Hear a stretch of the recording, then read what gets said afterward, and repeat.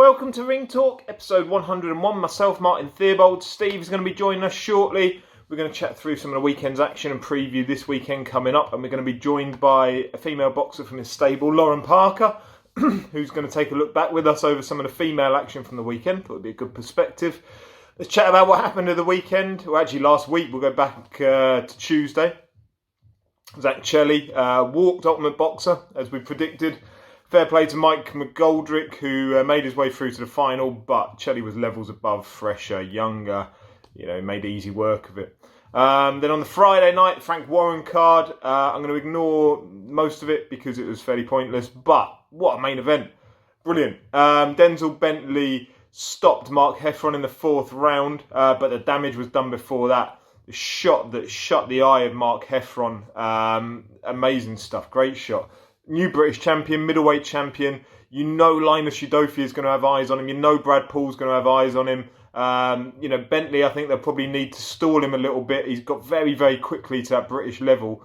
Brilliantly to that British level. But you suspect they probably just want to put the brakes on, hold him there. So there must be opportunities for other middleweights coming through around his weight. And then Saturday night, the Matchroom show. As predicted by myself, Jack Cullen was a little bit too wise for John Doherty. John Doherty came out early doors, put Cullen down first round, but then Cullen regrouped, got his composure, and rightly got the points win, in my view. What else happened on that show? So Terry Harper, she stopped Thanders in the 9th round to retain her title. Rachel Ball won on points against Guanini. I don't think that's for the world title in the end. Looked a bit of a mess. Rachel Ball, fair play to her. She gets down to that weight, the height of her. But then you've got Guanini, who's a lot shorter. I think missed weight. Didn't look in shape particularly. And then you got Katie Taylor, who did what Katie Taylor does, which is, she beat Gutierrez, beat her badly. Would have liked to have seen the stoppage, but it never came. Then we'll move on Saturday night, overnight in America. Kell Brook stopped in the 4th round against Terence Crawford with that beautiful shot by Crawford that sent Brook sprawling back over the ring. 4th round knockout. Impressive stuff from Crawford. Brook, he's not a peak Brook. He's not fighting at the right weight at 147 for me. Needs to move up. Dom Ingle did a very good interview about it, about how, he's getting on in years. And although he can make that weight, maybe he shouldn't be making that weight. So look, we'll see what happens with Kell Brook. He did what Kell Brook does when he gets beaten. He didn't kind of give up. He was still there. He's still standing. But it wasn't the right fight for Brook for me. The news of Dave Allen retiring this week. So I know there'll be plenty out there that say, yeah, we'll see him back. We'll see him in the ring, yada, yada, yada. I have a personal affiliation with Dave Allen. I've spent many hours chatting with Dave Allen, being around Dave Allen. He's a good man. He's a good person. He's had ups, he's had downs, he's had mental problems, he's had physical problems, he's had promotional problems over the years.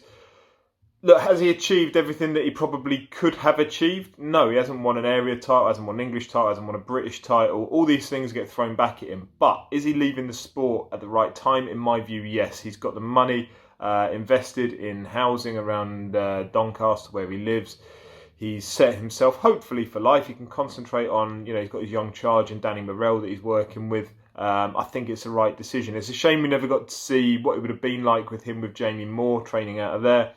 But all the best to Dave Allen for the future. I hope he stays in the sport in some way and is able to stay in boxing. But yeah, in my view, and it's only my view, I think he's a real success story out of the sport. He leaves with his faculties intact and the money to go on to the next stage in his life.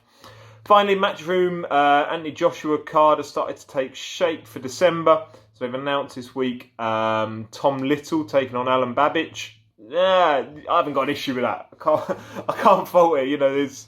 It's going to be fun for what it is. Two big heavyweights. Well, actually, they're not even big heavyweights, are they? Certainly not Babbage. But it'll be fun. They'll throw at each other. Babbage will stop him, I'm sure. It's nice to see Tom Little given a chance against someone who isn't an Olympian. I'm not saying that Tom Little wins it by any means. He'll get stopped by Babbage. I'm confident of that. But at least it's an opportunity for him. Hughie Fury versus Mario Wack does nothing for me whatsoever. Hughie Fury's in that odd space. He's no longer a prospect. He's fought for that world title. He's fought so many big names in his career. The likes of Pulev, Povetkin,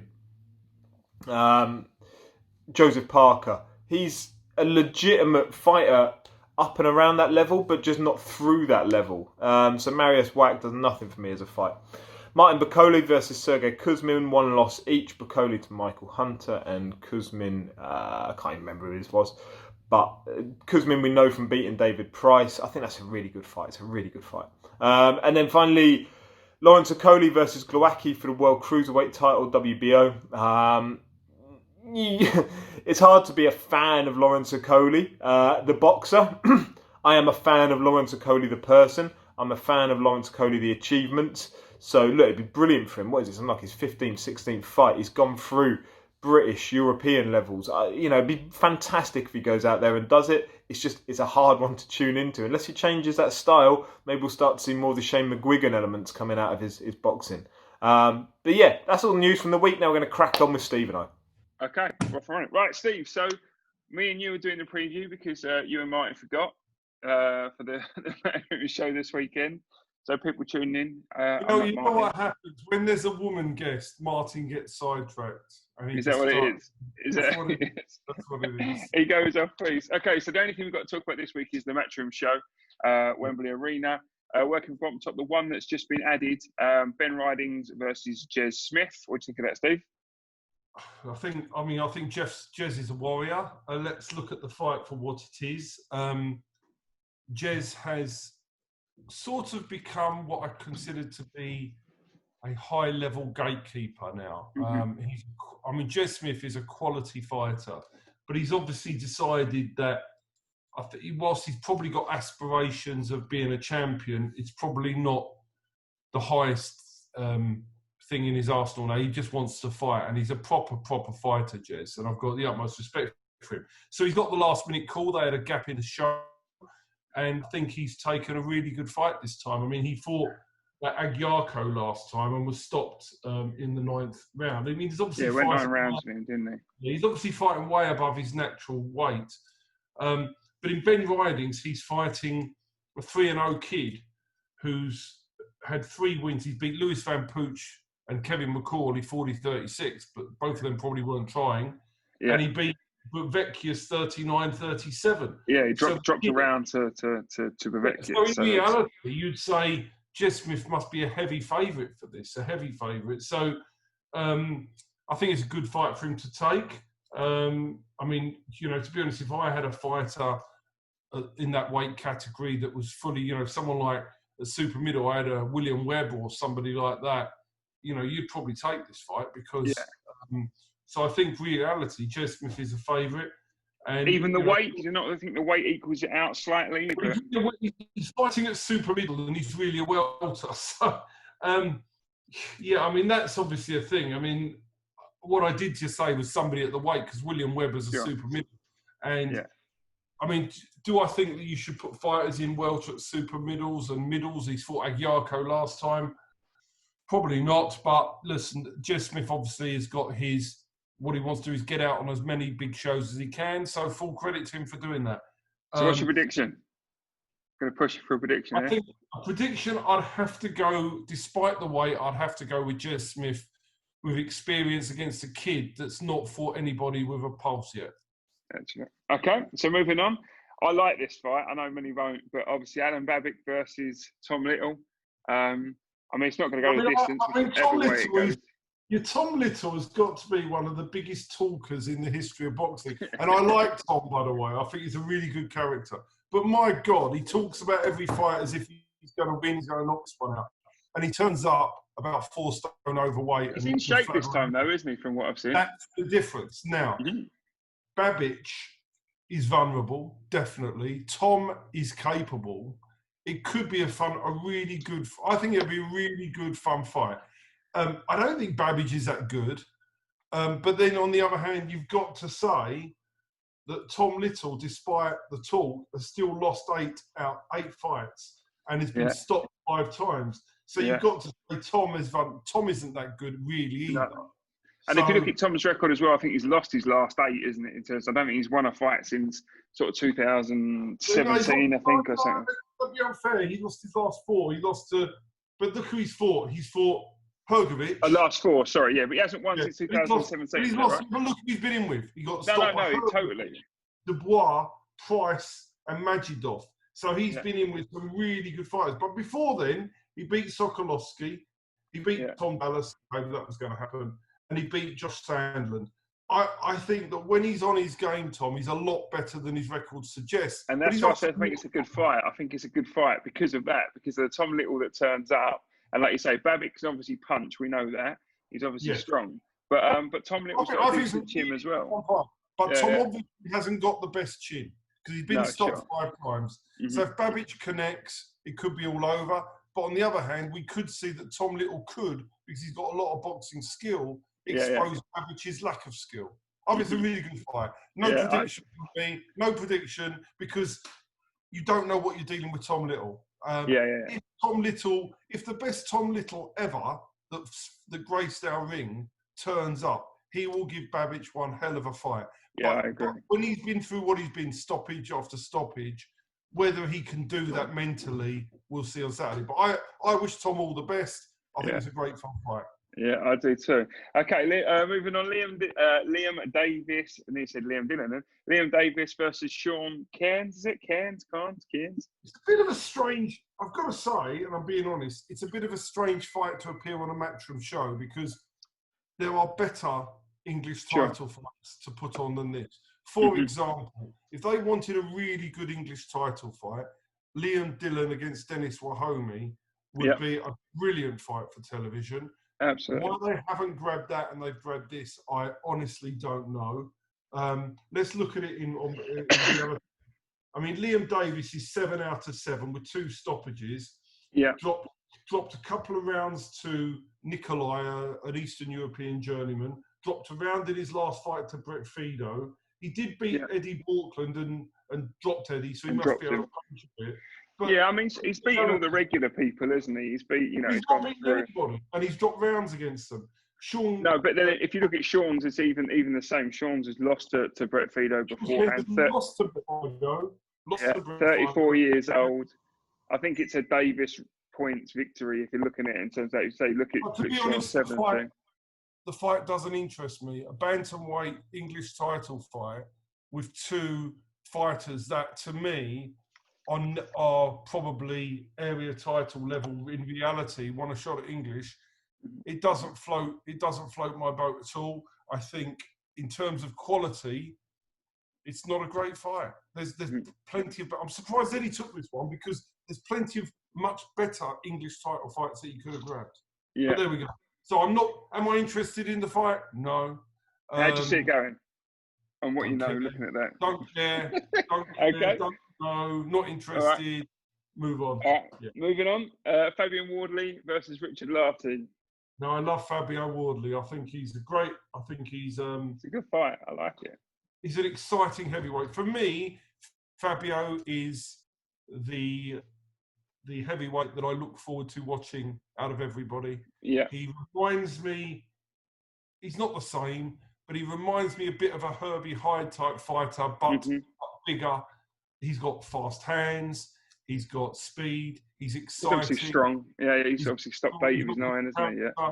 So I actually, as I say, on this card, I think there's a couple of really good fights to watch. I'm looking forward to the card, and this is one of them. I do expect him to beat Larty, but if Larty does land, what we haven't seen with Fabio yet is what happens if he gets hit flush. And Larty can hit. So if Larty comes in to try and have a go, it'll be exciting. But whether Larty decides that he's coming in, he's adopting the journeyman role or not, I don't know. He tended to adopt that journeyman role against Nathan Gorman. And he was a bit more adventurous against Dubois, wasn't he? Caught Dubois a couple of times. That ended up in a bit of a shootout early on. You've got to remember, he then got quite heavily knocked out, heavily stopped. So maybe that's sort of, he's now thinking, now I've had enough of that. I'll go into I'll just pick my money up and be a better Clark, like what's his face? The old the old Kevin Johnson. That type of role. Whether he's going to assume that and fight all the up and comings and lose on points. But yeah, for me, it's going to be Fabio win. Probably going to take Fabio a few rounds though. So hopefully it's a fight. It's a fight to enjoy. But I like to watch Fabio, and I like to watch his development. And I think he's a future champion. So I think it'd be good. He's still relatively green, isn't he? Still relatively early in his career. That was in 9 fights, I think. So it's but interesting. It's a good fight. Okay, and then obviously the main event, the prestigious WBA Continental title. Obviously Conor Benn versus Sebastian Formella. Obviously Sebastian, 33 years old, German. Obviously last time out he fought Sean Porter, wasn't it? It was his only loss. It's his first time fighting out of Germany. Obviously Conor Benn hasn't fought for a year. How do you see that going? Well, the thing with Formella is, what are we going to get? He lost every round to Sean Porter. Yeah, comfortably lost. Yeah, and Sean Porter is past his best. He's fought all his build-up fights have been in Germany. Similarly to what we saw Miriam Gutierrez, who fought Katie Taylor, all of her build-up fights were in Spain. Yeah, there's different rules when you're building up like that. It's very hard to win in Germany. A lot, and he's 33 years of age. I would say it's probably clever matchmaking because he's probably had the ambition knocked out of him by Sean Porter. Conor Benn is still a work in progress, but he's exciting to watch. So I edge towards Conor Benn on the basis that Formella is probably not going to be bringing that much. But again, Formella, if he has got a chance, because Conor Benn at the moment is still, in my opinion, a little bit unproven. He's exciting, but he's still learning on the job. But if you ask me for an opinion, he's slight odds on. I wouldn't be betting on the fight, but I think you'd have to go with Conor Benn on the basis that Formella has got more. You know, his record is based in Germany only, and he's lost on the back of losing every round to Sean Porter. I think ambition gets knocked out of fighters. And he's not the biggest of punchers either. He's 10 stoppages, I think, out of his 23 fights. I mean, he can dig a little bit, but he's not a mad thing. So I agree with you. I think it's good matchmaking for Ben. I think it's a good person to have on his record straight after the Sean Porter one. Interesting fight, but yeah, I agree with you. I think Conor Benn's probably got a little bit too much. Overall, I think it's a fun card. I mean, even the fight that I'm not interested in, which is the English bantamweight title, both lads are going to come and give it their all. Sure. So I think, whilst I have no interest in the fight really, I think it might be a fun fight to watch. So I think overall, if you look at the 5 fights, Riding Smith's interesting. I think it's a good little card that he's put on in total. Just to break, I don't want to talk too much because I don't want to take up too much time. Do you think it's more interesting because it mainly involves people that the British public know about rather than bringing in some Spaniard with a record?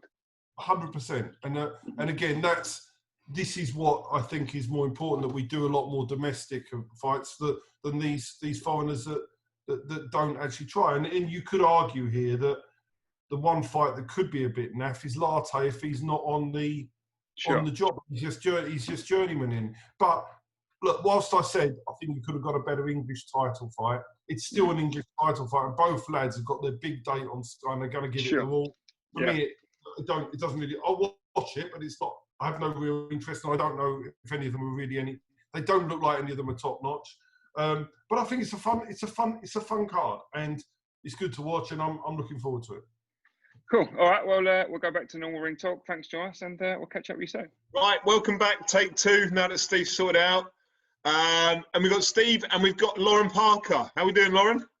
I'm good, thank you. You? Yeah, I'm very well. How are you, Steve? I'm very good, Martin. Very good. Excellent. And work starting on Goodwin Arms in the back garden. Love it. I said, yeah, we know we're building this fantastic event place in our own garden, so we'll have our own pub. We won't need to be going anywhere else, so it'll be good.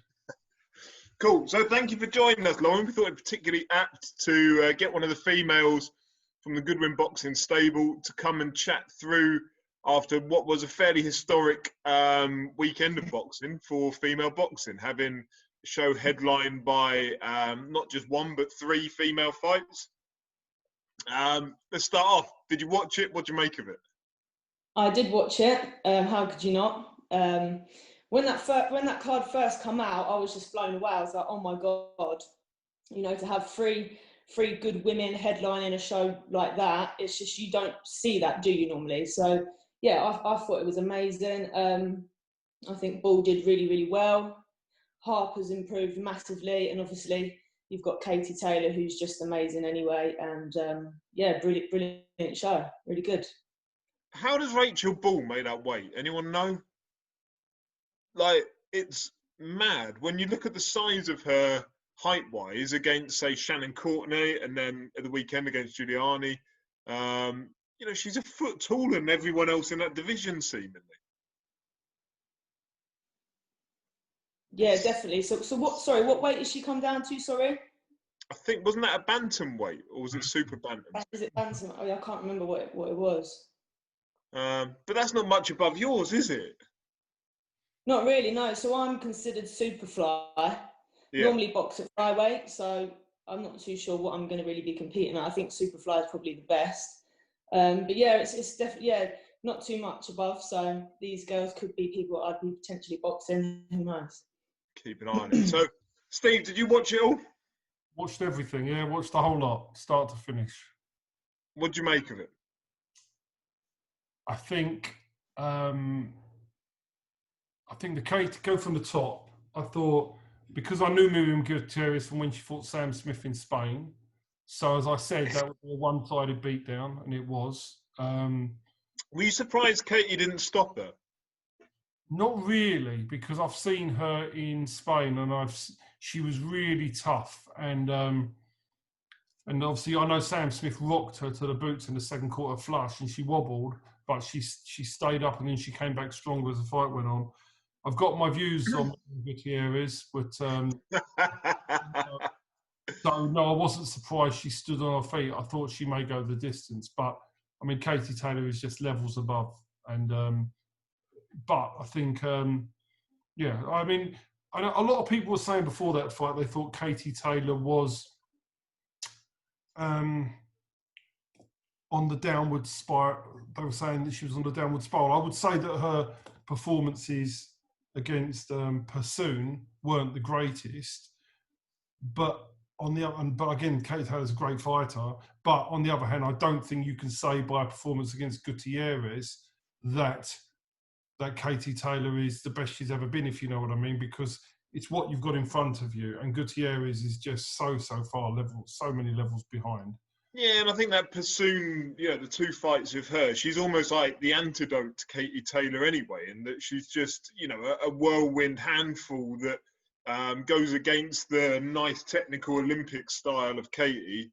But it's an opportunity for Katie to show that she could fight. She could stand there and actually tear it up. I don't think she definitely didn't win the first one of them. But again, she's been brilliant for female boxing. She's going to go in the big fights, so it's going to be great to watch her. And she fights anybody, doesn't she? So full credit to her. And Gutierrez was a mandatory, so she had to fight her. So you can only beat what's in front of you.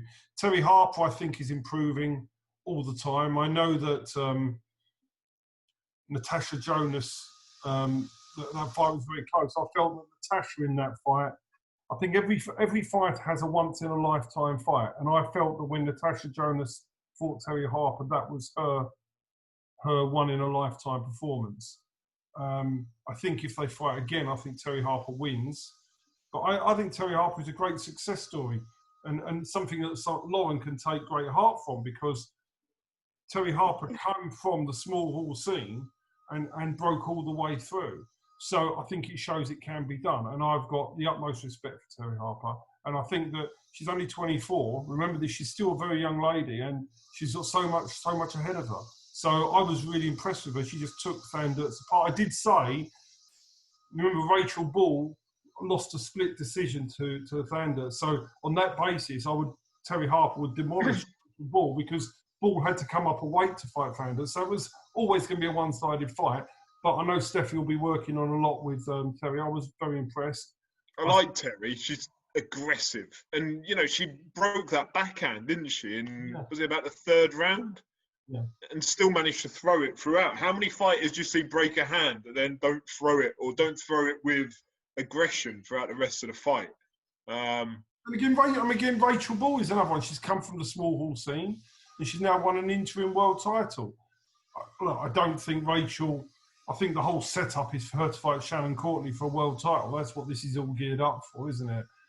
It's geared up for Shannon Courtney to win a world title. That's what they're trying to do from this particular. But full credit to Rachel Ball, she still have to try and beat her, and that's no foregone conclusion. So, and full credit to Rachel. I mean, she's come from, she works as a care worker. She's doing her stuff. So I've got, I don't think it was the greatest fight technically, but she done the job, and well done to her. Yeah. Lauren, let's switch it to you. Tell us about your career, your background, your boxing history, and where you're at the moment. Okay, so I started off a little bit doing a bit of kickboxing right at the beginning. So I did that for about 2.5 years, but nothing really serious. And then it switched to boxing, and that's where I met Paul Day, who is my current coach now. Been an amateur for about probably 6 years, I'd say, 7 years maybe.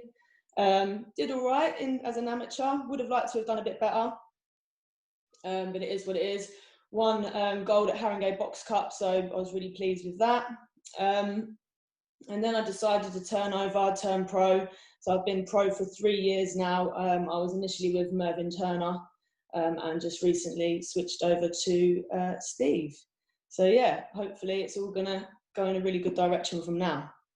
So you're at an age coming through where I guess being as an amateur, there probably wasn't much hope for you at that point to turn professional and make an impact.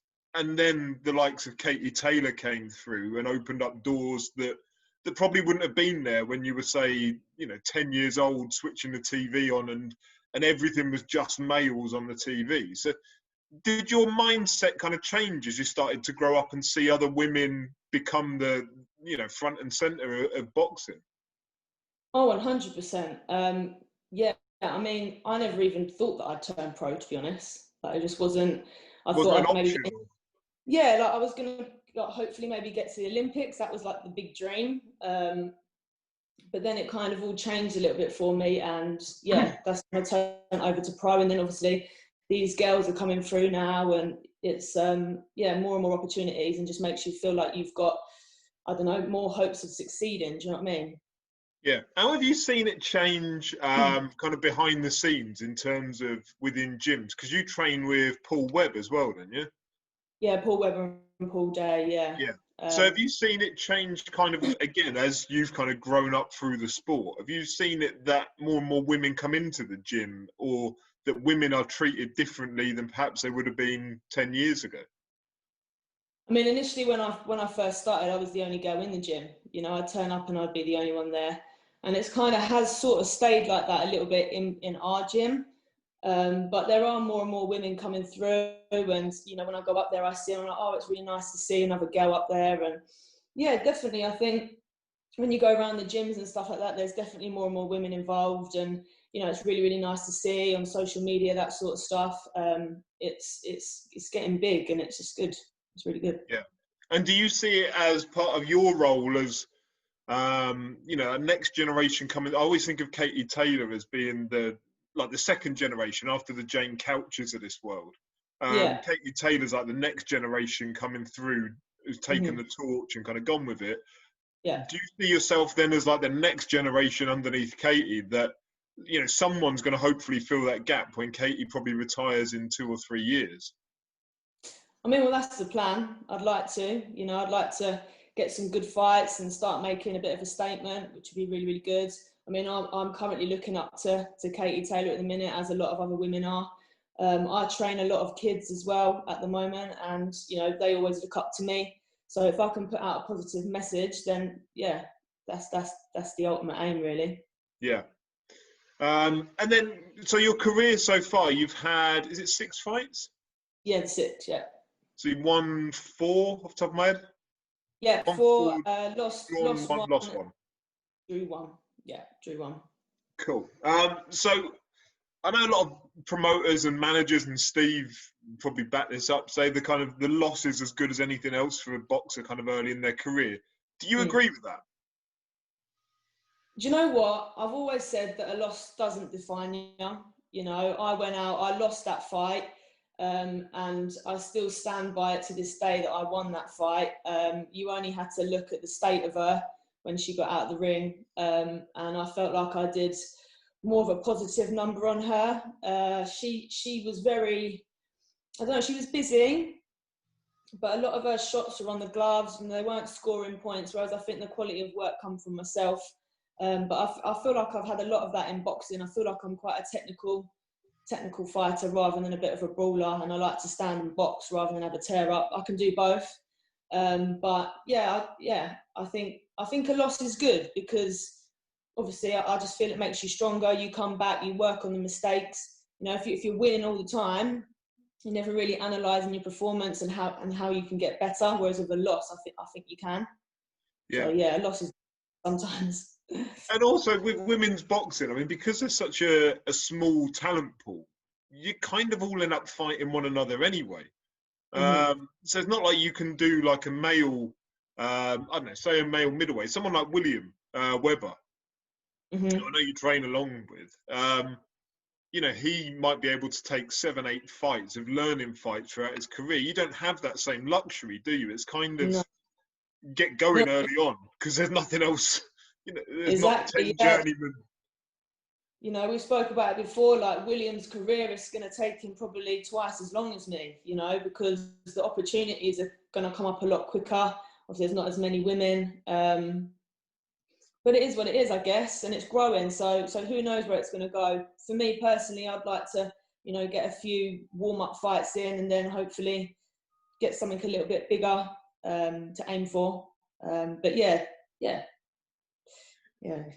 Who have you got eyes on? Is there, say, Lisa Whiteside, someone like that? Is that an ideal fight for you in terms of someone that carries a name recognition as well as being a, you know, brilliant test?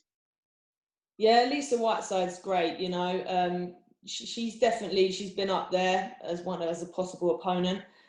She's obviously pregnant now and she's out of the game just for a little bit, but I've seen how keen she is to want to get back. Yeah. But she stated that she wants to come back at the super bantam weight. So I'm not sure if that opportunity will still stand. She may well want to come down and take that fight, but I think she's quite keen on pressing on to the other girls that have sort of been on the Matchroom shows recently.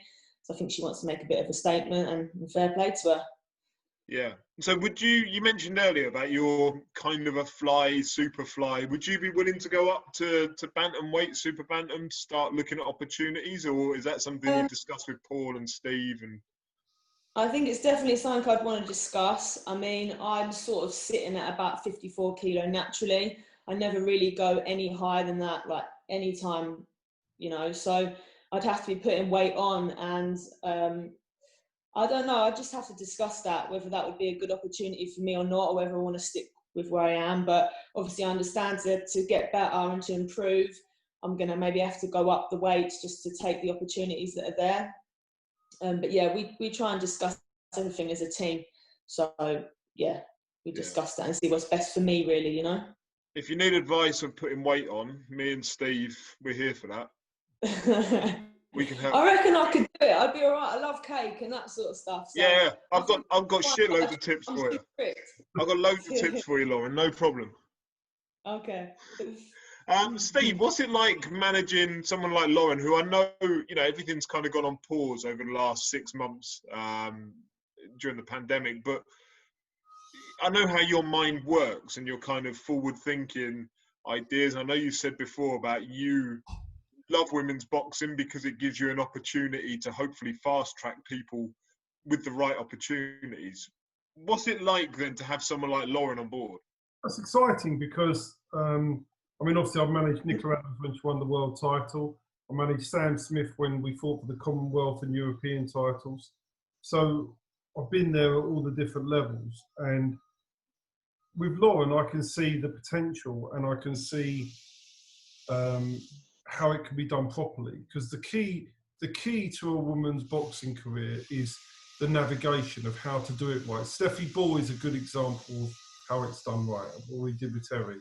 And it's just a case of putting the plan in action and pressing the buttons and getting the right fights, the right opportunities, and going there and winning titles. So for me, it's an exciting time because Lauren wants that to happen in her career. She's really committed to it. So my job now is to just do the normal manoeuvring that I do and manoeuvre her into the title fights. I mean, I want her fighting for world title by June 2022, realistically. How does that sound, Lauren? Amazing, let's have it. Yeah, you know what? I'm up for anything, you know. I've been doing this for a little while now, and I just feel like as I've got older, you know, I'm 29 now. I'm no spring chicken anymore, but I don't know. I just feel like I'm getting better with age, and I'm getting stronger. You know, the desires. I don't know. It's got better.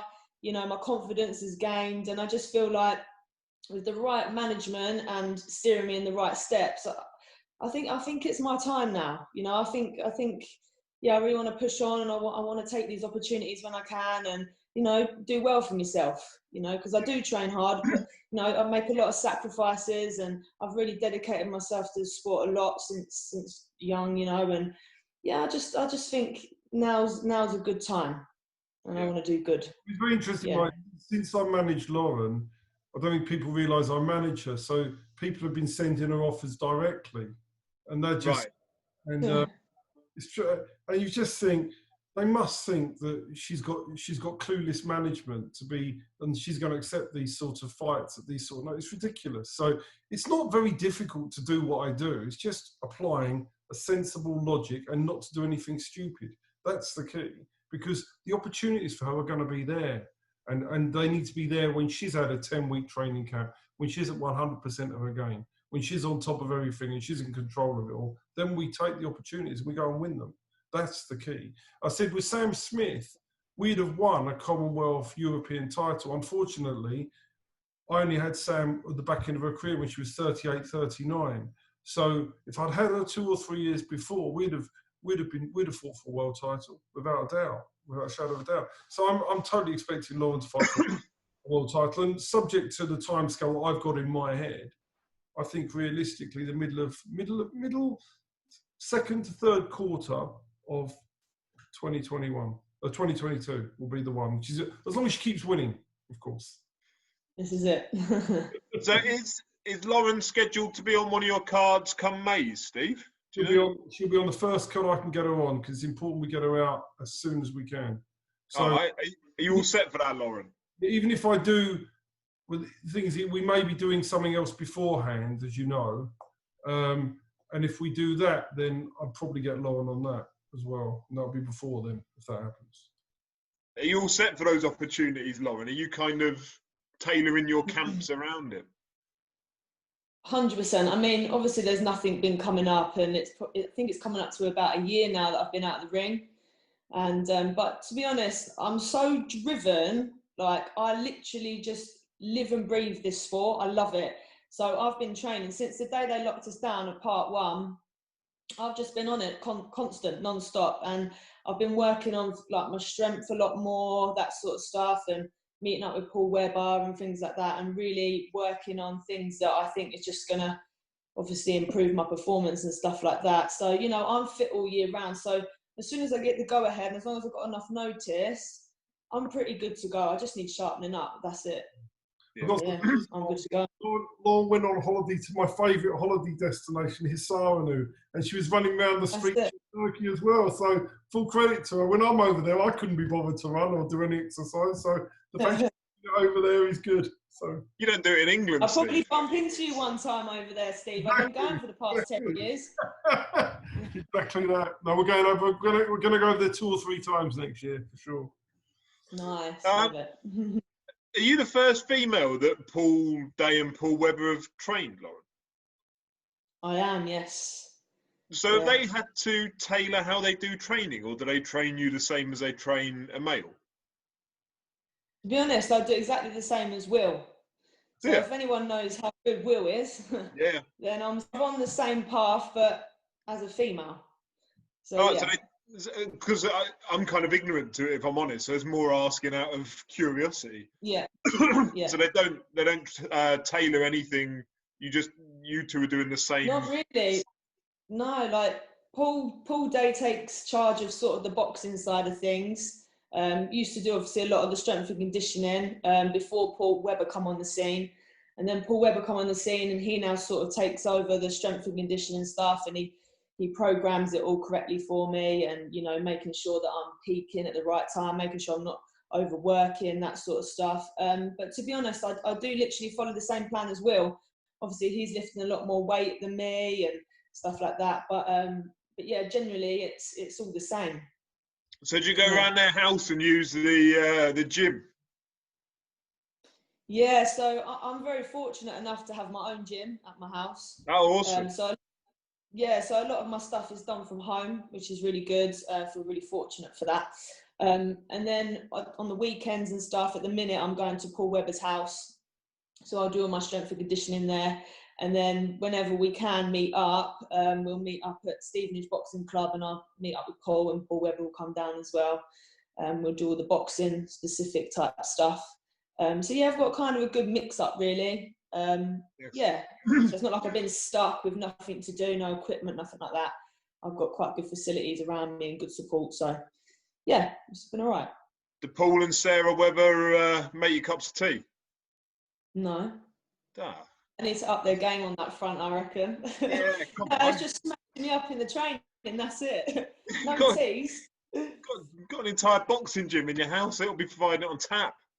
I know. No, they're good to me. They're good to me. So They're lovely, I'll just get training really and just focus. So yeah, it's a good team. I say Sarah, I think because she's so invested in William and his career and what have you, she's, yeah, I love those two. They're brilliant people. Oh, great. Really, really good. I've really bonded well with them as well. You know, I feel we've got a really good team behind us, and I think that's really important. You've got to be really happy within your camp, and then if you're happy, good things happen, you know. So there's no point in being miserable. Indeed. So what's your plans for next year then, Lauren? Imagine Steve wasn't on the call. What would you want to achieve? She's not going to Isaranu until only in August because she's got to keep busy and fighting. She can't be... Yeah. Do you know what? For me, I just like to take one step at a time, really. I don't really like to aim too big. I like to just take the little stepping stones, you know, and sort of achieve as I go. Obviously, I want to start aiming for bigger things now. I'm 29. You know, in the next 3 years, hope maybe even longer, I don't know, but I've signed with Steve for 3 years, and for me in my own head, this is crucial now. I really want to knuckle down and hopefully be successful. So yeah, if we can get a Commonwealth title like Steve's mentioned, that would be really, really good. But I need to get some cobwebs out. So a couple of I don't know, maybe 6-round, 8-round fights would be good, and then push on from there really and see where we can go. So realistically, what you're looking at is Commonwealth title December. That's really the plan. You reckon? Yeah. Okay. Yeah. Well, that's good. It's nice to have a goal, you know. I did sort of think that would be the plan.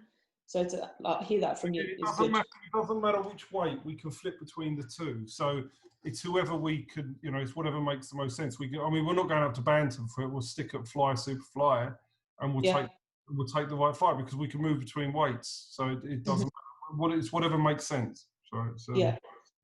There you go. People get a live management meeting here. That's it. But we've had that set plan. That 2 fights and then we go. Yeah. Who do you spar, Lauren? Is it that you spar other males around your weight, other females around your weight, or whoever's? Because there aren't that many male flies and super flies, are there? So is it a matter of who you can get hold of? Yeah, pretty much, really. Recently, I've been sparring Shannon Ryan. She's an amateur fighter still, based in Finchley. So I've been doing a little bit with her. Amy Andrew, you know Amy Andrew? Yeah. Yeah. Previously, I've done a bit with her, but she's recently asked me if she'd like to get some rounds in. So hopefully, we can fix that up. And then next week I've got Shannon Courtney booked in to spar with her, so that should be good. I think she's prepping for something quite big, so it'll be a good test, you know, and it'll be good to see where I'm at against someone. She's obviously heavier than me, but if I can get a good spar, then I'm going to be happy, and it'll sort of indicate where I'm at as well. You know, because she's doing quite well for herself, so yeah, I'm excited for that one. It'll be good. Yeah, well, I think Shannon will probably be in an eliminator for a world title, I guess. I was guessing. Yeah. So yeah, I mean, I'm up for anything. I mean, I'm always, yeah, I'm up for it. So yeah, she asked me last week, I think it was, if we can spar, and yeah, we've got it arranged. So yeah, I'm really looking forward to it. It'll be good. Excellent. Right, Steve, anything else you want to throw in about Lauren? No, we've got a plan. She's just got to keep winning. That's it. Lauren, before we go, I'll do my job. She does her job. I'll do mine. Success away. Yeah. That's two it. things, Lauren, before we go. Sponsors. Who are your sponsors that you can give a shout out to? You know what? This is one thing that I've not really got behind me, and something that I need to. I don't know. I'm not really that knowledgeable about it, to be fair, and I'm not really good at going out and just asking people for money. Do you know what I mean? It's not something that I sort of do. So I'm pretty much funding it all myself, which, to be honest, is okay. I've got a local vegan cafe that they sponsor me, because obviously I follow a vegan diet, and they're helping me out and stuff like that, and Who's that? giving me meals and stuff. They're called Vooty Beats in Letchworth. They're a vegan cafe. Right, So, yeah, get down they there. help me out. And then I've got another guy called Mark and Fran, a couple. Basically, they follow the darts, and they're going to be helping me out with some funding as well, just out of the goodness of their hearts. So that's all I've really got. I'd really like to be able to get some sponsors behind me, but it's just I've never really done that. Do you know what I mean? So I need a little bit of advice. Might be good. If there's anyone watching this who wants to sponsor me, I mean, once we get the 2 fights out of the way and we go for the Commonwealth title, we're going to go out there and try and recruit. It's difficult at the moment because companies are a bit strapped for cash. So, and also they're looking at so many boxers out there. So when you get to the Commonwealth title, that's when you're going to be, that's when you've got something to go with, just potential sponsors to back. Exactly, and I think for me as well, what I find hard is obviously had an amateur background and I'm a pro boxer, but for the average person, if you approach them, it's like I'm all right to say it's like, well, who's Lauren? Do you know what I mean? Who's Lauren? And I think until we start getting those opportunities, or my face starts getting out there a little bit more, get some more followers, I think people are going to be more willing to help me out. So yeah, I think I've just got to knuckle down, do good, succeed, and hopefully I'll get some backing. All right, cool. And where can people follow your social medias, your story, your journey, etc.? Yeah, so I'm on all of them really, but Instagram is the main one that I use. So Lauren Parker Boxer, and then Twitter is what's Twitter? L Parker Boxer, and then Facebook is Lauren Parker Boxer. If you type in Lauren Parker, I'll come up probably. So yeah. All right, cool, excellent. Thank you very much for your time, Lauren. Appreciate it. No worries. And hopefully we'll see you at York Hall next year, dusting off the cobwebs a little bit, and yes, and ready for a big fight next year in 2021. That's it. Brilliant. Thank you very, very much. Appreciate it. Cheers, Steve. And we're going to go and do the Q&A now. Right, we've got a packed Q&A, mainly because I left some off last week by accident, because I'm shit at doing this. So let's start from the top. Question from John Bailey on Twitter. For fighters you have had on cards during the pandemic, have any of them been tested either in the build-up or on the night? Do you think there would have been widespread use of PEDs during lockdown? So by tested, I'm assuming UCAD tested rather than COVID-19 tested. No, they've all been COVID-19 tested. Nobody has been tested by UCAD or anything like that. None of them. But they never have been, have they? Like, I say never, but it's very rare outside of world titles. Even British titles don't get tested. No, British do. They test British. Do that, what, strenuously, or they turn up on fight night? I'm aware, because every time Frank Buglioni fought, he got tested. every single time for British. Over an 8-week period, or? And on the night. No, on the night they get tested after the fight. They don't get tested pre, but they get tested on the night. So they only get tested on the night, not an 8-week camp. Not before. No. I know. Right. I know what you're going to say. I'm not saying Frank, but any boxer in that position can cycle off by the time they come to fight night. Yeah, Frank definitely wasn't a cheat, but yeah, No. But I know I've had other fighters who have been tested, in the middle of training, but it's all been on information. It's all been because they were suspected of cheating.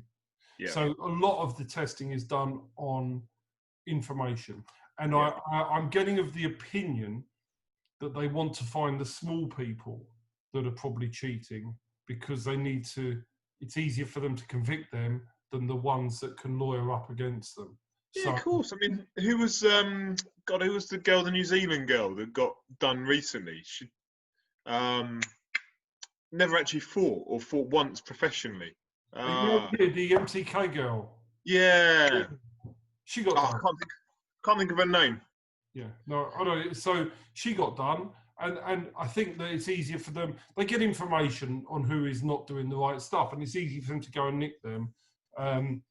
So I think, listen, I don't think anybody should cheat at whatever level, but you're not seeing in the UK, are you, anybody getting done at a high level and getting bans and the bans are upheld or anything like that. You're seeing a lot of smaller boxers at lower levels who get done and haven't got and can't fight it. So, yeah, so that's it. So, but have any of my fighters been tested? No, apart from on the night. And the only ones that have been tested that I know of were done because they were suspected of cheating. Yeah. So do you think there would have been widespread use of PEDs during lockdown? I can't answer that because how do I know? I genuinely, I don't know who's cheating. I mean, I know that my fighters are clean. The ones that I know of are all clean.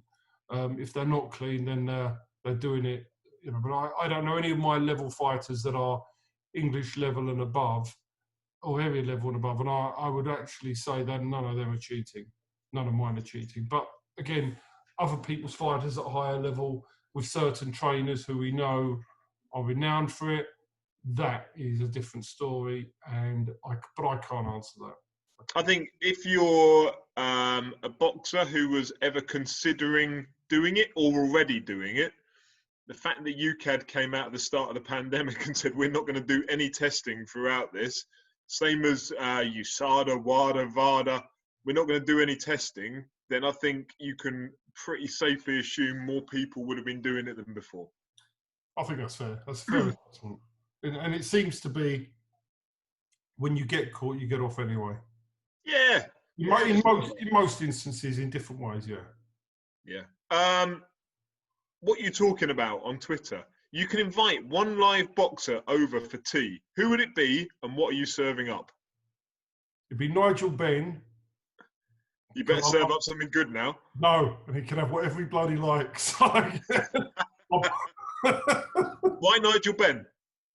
Nigel Benn was always, when I grew up in boxing, was always the person that I loved to watch. I'd go and watch him live. Before I was into boxing, and he just excited me. And it's like even today, you look for fighters, and like Brad Pauls is another one that excites me. The fighters that have got the power to knock somebody out cold, and they excite me. And Nigel Benn he had vulnerabilities, but he was also very exciting. And I think he's got a lot of stories. His life is a man. He was on drugs when he was fighting, wasn't he? And his life, it would be so interesting to spend an evening with Nigel Benn. I read his autobiography on my honeymoon years ago.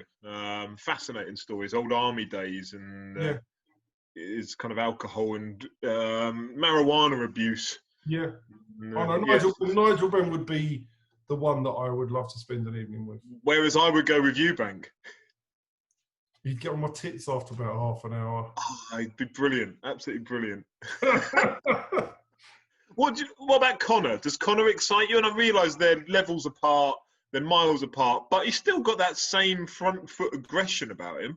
I think Conor Benn is really exciting to watch. I think, I'm not saying he's going to be the same level, but I think I really like Conor Benn's fighting Saturday night.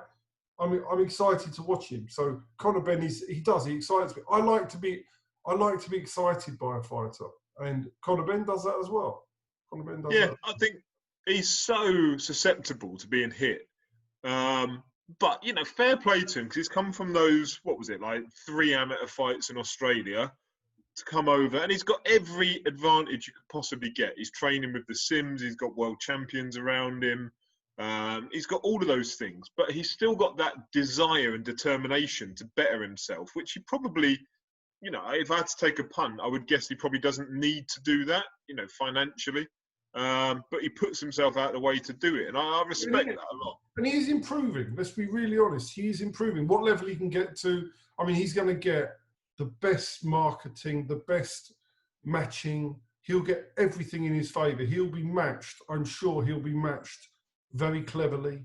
He'll avoid the pitfalls. We can discuss about his fight later, but I'm sure he'll be given every opportunity to get up there, and they're not going to take fights that are dangerous and over dangerous. So they'll match him well. So he'll have every opportunity. And yes, I love watching him. So he's great to watch. All right, Lee at Last Start on Twitter. What do you make of Saturday's Matchroom show? Well, we're going to cover that later, aren't we? But it is what it is. I mean, the best fight was Doherty Cullen by a country mile. The female fights were the two main ones were mismatches, and the Rachel Ball fight was competitive at a level. I think that's basically it. Yeah, I didn't actually see the fight myself, the Rachel Ball one, but someone that I am friends with described it as like watching two novices. Wasn't great. I didn't watch it, so I can't comment. But I have heard it wasn't the greatest. Steve from Fats Tomino on Twitter. Big question: would you rather fight one duck which is the size of a horse, or 100 horses which are the size of ducks?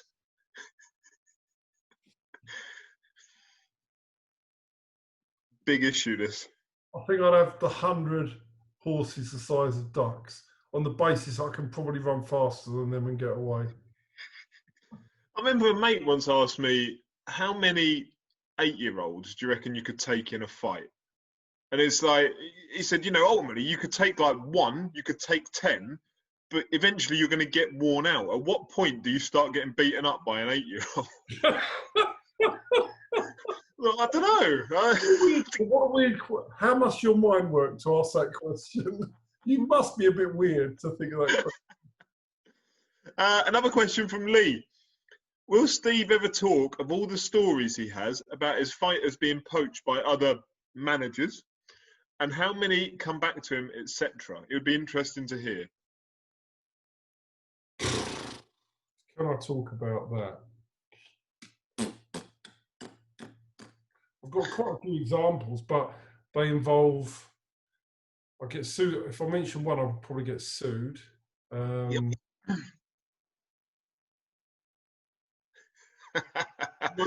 Recent one. Let's wait until you're exiting the sport, and then we'll do an expose on it. Yeah, when I exit the sport, I'll tell you about everyone and name everybody. How about that? All right. And I'll name absolutely everything. And I'll even spill up what everybody's done, who does what behind the scenes. I'll do that. When they do all these bad things, when I do decide to step back, I will disclose everything.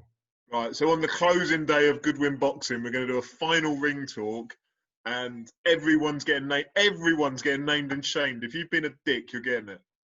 100%. I will name the lot, and I will not, and they will not be able to sue me because it'll all be true. And on the other side of that, we'll name everybody who's been a really decent human during the time. Yeah. And there's been some decent humans. There's been some really decent people, but then, my God, that ring talk will probably have to be on for about 2 hours. Fine. I'll set the day aside. And we'll name them one by one, and we'll just go through them and we'll see exactly how they behave. Yeah, that'll be. I'll set the day aside. Not a problem. I will actually name the good guys as well. We'll give a good list. There's good list of good guys, so we'll name them as well. Yeah. We've got to give praise to those. Right, we'll do that when you're on the way out. Final one from @the_names_Willis on Twitter. Of all the boxers on your books, who excites you the most? That's a difficult one to answer because I've got a few, but you're going to upset people by naming them, right? So there's we've got some brilliant fighters. You've got Dion Juma, who's due to compete for the British. You've got Linus Udofia, English champion. Kay Prosper, English champion. Liam Dillon, Dennis Rahomi, both fighting for an English title. We've got, you've got Brad Pauls, who I've just described as one of the most exciting fighters to watch. You've got really superb young prospects such as William Webber, etc., etc., etc., etc., etc. And I don't want to go through, and I could name so many more on the same ilk, but I don't want to be doing that. I mean, I think really that should be a question you answer. The one that I love watching, always have done since you signed him, William Webber. And look, I've got a personal affinity to Brad, who, Brad and William almost share a lot of the same traits of how they fight. And Linus is the more skilled out of if you put those three together, Linus is the more skilled, less aggressive. But yeah, those are the three that I've always loved watching: Linus, Brad. But William, I think because he's so young and because of his age, there's that unknown element about him, that unknown quantity of when he grows up, when he gets that man strength a bit about him. He excites me a lot. And I know he hasn't got the stoppages on his record to back that up. He hasn't got, it's hard to prove that on CV alone, but on eye test, that's not his fault. That's our fault. It's not our fault. It was intentional because you've got to remember we inherited him from getting ironed out on a Matchroom show against somebody he should never have fought. So I've had to develop him in the way I want to develop him. So he's had one stoppage, but he's going to get better now because we had to put that behind him because psychologically we needed to overcome that for him. So I was working him accordingly. So it will get more interesting. I think as you see him go forward now, he'll get more stoppages going forward from now. Yeah, and I was wrong. There were two more questions, actually. Tim Rickson on Twitter. Not really a single question, but what can small hall promoters do right now to keep their fighters busy? How can they get back to putting on shows? Seems like everything is against them. So they're getting on shows. We've talked about the COVID vaccine that's required and the fact that you're looking at May next year. May next year. We'll talk about that in a second. But yeah, the thing is, what can you do now is not take stupid fights for stupid money. So, yeah, I mean, it shouldn't be about now. We are where we are. All of our people's lives, businesses are closed. My daughter's beauty business is closed. If you say to her, what can she do now? I'll say to you, she can watch television and promote her business for when it comes back. So let's be realistic. Boxing is no different and as special than anything else. Sit tight, wait, and come back. It isn't about today. So therefore the answer is no, be patient, wait, and resurrect your career when the time is right and you can build your career properly. Too many people panic in the here and now. So the question is really, the answer to Tim is, you shouldn't really be forcing the issue and taking the wrong fights. And what they should be doing is as if they were in camp to some degree. Like, they shouldn't be letting themselves get out of shape. They should be ready for the right opportunity to turn up at any moment. But taking the opportunity, learning your craft, continue to learn your craft. Yeah. But yeah, but I understand it's frustrating. It's frustrating for everybody. But the opportunities that are there for my championship level fighters are. I mean, I was offered today, right, to go to Russia for a super middleweight for somebody who is the next superstar coming out of Russia, right? I was offered a 10-round fight for something. It was going to be £8,000, just over £8,000, right? Are you fucking serious? And also, they demand that my fighter must be ranked in the top 150 in the world. Right. Now these guys going over there, this is what this is what's on offer. That's stupid. It's stupid. So the answer is don't do anything. So don't. Yeah. But boxers that have panicked and have taken the wrong fights have it's not paid off. Some boxers have taken opportunities, and what I mean by that is opportunities have sprung up, like Linus Udofia, where he took an opportunity and won and enhanced his value. That made sense. But so when boxers have taken opportunities that are winning opportunities, it's great. But other than that, they've just a lot of them have just gone in and been fed, and that's just. But again, it's a mixture. You're trying to ascertain opportunities, but you don't want to send your boxer to the. Why would I want to send somebody I've got in the top 150 in the super middleweight who is on the way up in their career to Russia to get absolutely smashed out of sight? It's ridiculous, right? So yeah, I'm not really bothered about the here and now. I'm bothered about planning when we come back and how we build the fighters' careers to titles and resurrect their careers. So today doesn't matter. Tomorrow that counts. Right, there's two more questions. I've just found an additional one as well. A question from Martin Theobald. Now Denzel Bentley has the British title. Is there a chance that we'll see him fight Linus Udofia? Well, Denzel Bentley has 9 months to do voluntary defences. Okay, this is the first thing. The problem that you have, and I'm just talking about this generally, if you as a boxer go in with somebody picks you as their voluntary, you sometimes don't get very good terms. In other words, you could get 3-fight, 5-fight tie-ins. So you might go and win that fight, but then you are strangled for the next 3, 4, 5 fights. So you might get the opportunity, but the opportunity might not be right. When Linus wants to fight at Denzel, he wants to be mandatory so that if he wins, he's got, you can go from that pay to that pay. If you have to sign options, you're stuck. And I remember speaking to Tony Bellew at one time, and he was telling me about options he signed. He was getting what he considered to be very bad money because of options at some point in his career. So I think the problem with that is, will we get offered it? Possibly. Will we take it?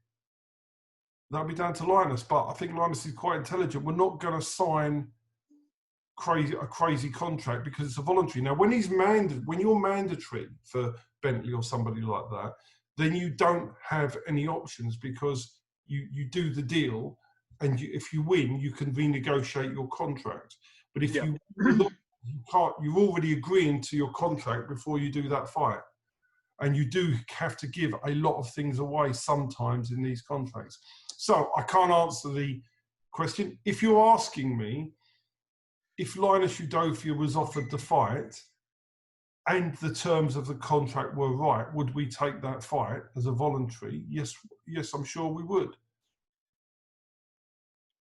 All right, excellent. So all things considered, if the terms were right, enough notice, etc., then that fight happens.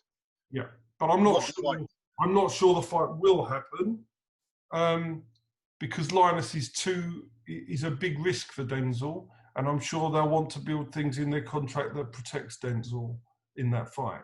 So, and then it might not be suitable for us. But that's something we'll have to deal with. But I'm more concerned with getting Linus into a mandatory position for the British title. Yeah.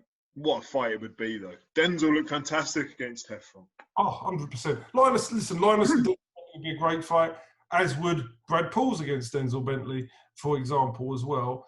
But yeah, listen, at the end of the day, we're always open to do a fight if the terms are right. But when you're being offered a voluntary defence, you're not in any big negotiating position. Yeah. Final question, Chris Kemp on Twitter. All things going well / back to normal, are there any plans on shows in the Southwest for 2021? I know there was plans on bringing boxing this way end of last year with new signings, etc. We've already been there. We've already been there and had a big show there, which was where Brad Pauls fought Robbie Chapman on top of the card. We sold out. Plymouth, yeah. We did.